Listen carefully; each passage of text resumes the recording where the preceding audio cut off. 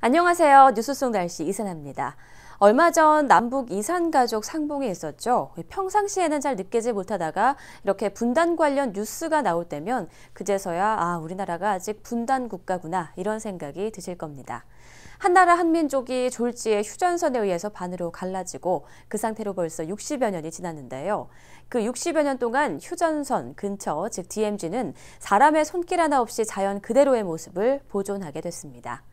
DMZ는 비극적인 전쟁에 의한 결과로 만들어진 공간이지만 생태학적으로 보았을 때는 보존 가치가 뛰어난 장소인데요.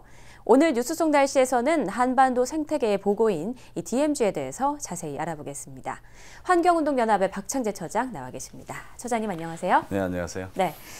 지난해가 이제 한국전쟁 정전협정 60주년이었는데요. 그러다 보니 최근 들어서 이 DMZ에 대해서 더 관심이 많아지는 것 같습니다. DMZ에 대해서 먼저 설명부터 해주시죠. 잘 아시다시피 이제 비무장지대죠. 이제 비무장지대인데 이제 그 군사 분계선이 이제 쳐져 있죠. 네.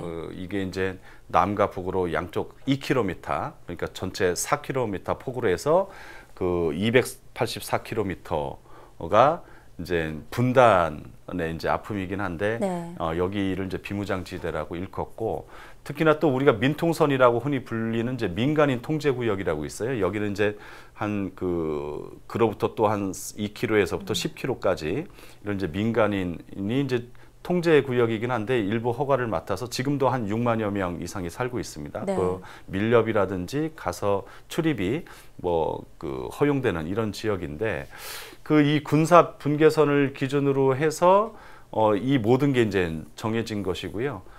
그러면서 그 전체 면적으로는 한 454제곱킬로미터에 달할 정도로 광활한 면적입니다. 그러니까 국토 면적, 그러니까 남한 면적의 한 8.1% 정도 네. 된다고 보면 됩니다. 네, 이 비무장지대를 생태계의 보고 또 평화의 상징이라고 일컫곤 하는데요.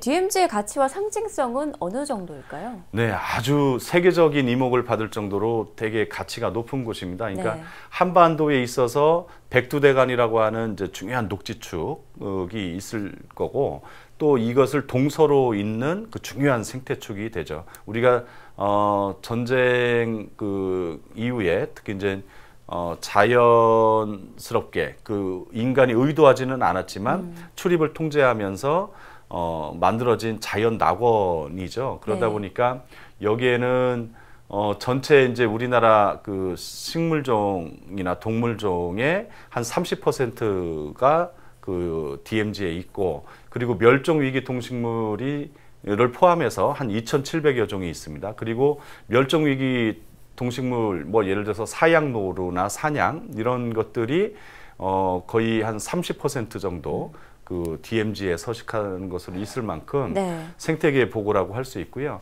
그리고 무엇보다 중요한 건 또 이게 세계 화약권이 냉전의 비극인 그 자체로서 남북 분단의 아픔을 상징하는 곳이죠. 네. 비극의 상징이긴 하지만 세계적으로 이 생태계를 보존하기 위한 노력의 필요성을 다들 인식하고 있는 만큼 생물권 보전 지역으로 지정하자 이런 목소리도 많은데요. 어떻습니까?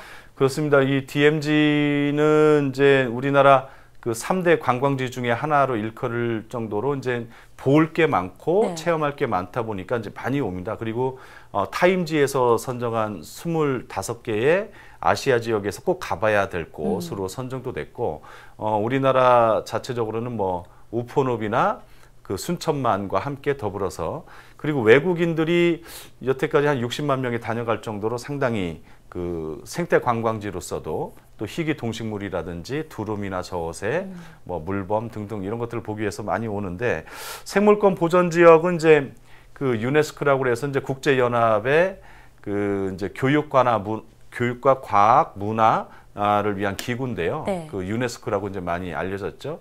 여기에서 이제 생태 보전 가치가 높은 곳에 대해서 또 현명한 이용을 위해서 생물권 보전 지역을 지정하게 되는데, 이것이 사실은 김대중 정부 때부터 추진을 해왔어요. 네. 했는데 이제 성과를 보지 못했고, 그 이후에도 노무현 정부 때나 이명박 정부 때도 좀 계속 그 구체적으로 이행을 해보려고 했는데 큰 진전을 보지 못했고 네.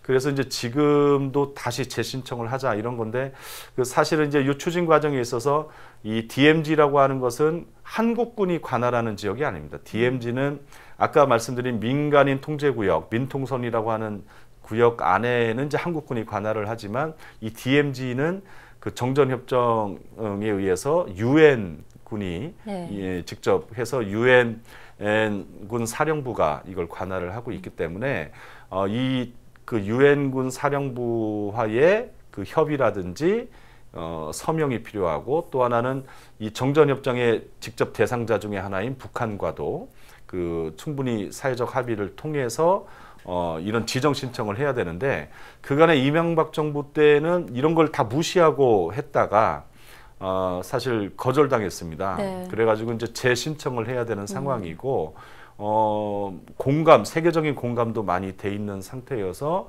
유네스코 생물권 보전지역 지정 신청을 하게 되면 마땅히 될 거라고 보여지고요. 이걸 위해서도 각기에서 많은 노력을 지금 벌이고 있는 걸로 알고 있습니다. 네, DMZ에 대한 인식을 좀 새롭게 해야 할 것 같은데요. 앞으로 좀 어떤 노력이 있어야 할까요?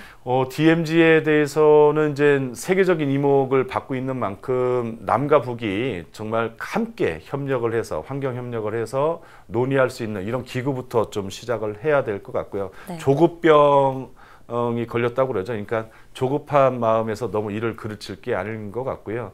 그리고 지금 이제 남북 관계에 있어서 이제는 그 지금의 계절적으로 이제 봄인 것처럼 그 이젠 좀 화해 무드로 가자, 협력하자 이렇게 이제 가고 있기 때문에 그 하나의 기폭제나 중요한 기회일 것 같고요. 네. 그 외에도 더불어서 아까 말씀드린 뭐 유네스코 생물권 보전 지역이나 또 세계 자연문화유산으로 등재한다거나 또 최근에는 또 국립공원으로 지금 22번째 국립공원을 이제 새롭게 지정을 앞두고 있는데 DMZ를 이제 그곳으로 하자 이런 목소리도 있습니다. 그래서 여기를 정말 생태와 평화의 상징이고 그만큼의 가치가 있고 또 세계적으로도 철새 이동이라든지 월동지 등등의 가치가 아주 뛰어난 곳이기 때문에 특히 더 크게는 세계 인류에 있어서 중요한 평화 지역 이렇게 좀 하는 상징이 있기 때문에 좀 많은 분들이 관심을 가져주고 그 의견도 많이 개진해주고 하면 좋을 것 같아요. 네, 앞으로 좀 잘 추진이 돼서 DMZ가 더 이상 이제 아픔의 상징이 아닌 평화의 상징이자 아름다운 자연의 하나로 남게 되길 또 기대해 보겠습니다. 오늘 말씀 고맙습니다. 분단의 아픈 상처가 고스란히 남아있지만 동시에 아름다운 한반도 생태계의 모습도 함께 간직하고 있는 이 DMZ. 통일이 이루어지기 전이지만 지금도 들으신 것처럼 DMZ의 보존과 개발에 대한 논쟁이 끊이질 않고 있는데요. 수익을 위한 무분별한 개발보다는 비극적인 역사를 되새기고 또 난개발로 위협받는 한반도 생태계를 보전하는 측면에서라도 DMZ의 보존은 반드시 필요한 일이라는 생각이 듭니다. 뉴스 속 날씨 오늘 준비한 내용 여기까지입니다. 시청해주신 여러분 고맙습니다.